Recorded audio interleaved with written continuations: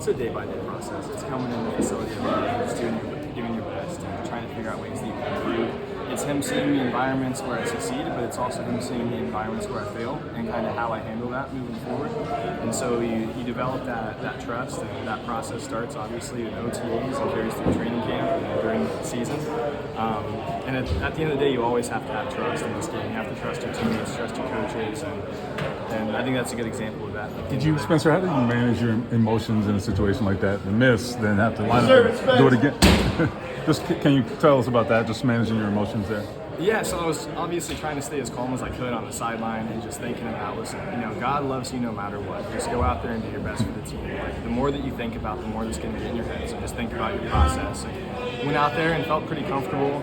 First kick, I felt the pressure coming from the other side of the ball, and I just felt like it just kind of got in my routine a little bit. And so I felt like that disappointment right after the kick. I kind of got hit after the play, so there was a lot of chaos going on. I saw the flag was thrown, and then it was like reset your mentality. You're getting another opportunity. Whatever happened in the past, you just got to flush it. You got to rethink about your mentality. It's keep your eyes down, follow through straight, and hopefully that thing goes through. And I was able to do a good job of resetting in that instance and hitting a good kick for the team. The second that goes through, just what goes through your mind? Celebrate with your team like that. I don't know if anything did. I got swarmed so fast. I looked up, I saw it going through, and it was like bang. It's just joy. That's the only emotion I feel. To contribute to being 2-0, be perfect through those 2 weeks, like what's that mean for you and your confidence in this team? Confidence in your teammates and trust. I'm glad that I can perform my job for the team. I feel that pressure. I want to perform for those guys, and so there's a feeling of relief and joy when we're able to do that.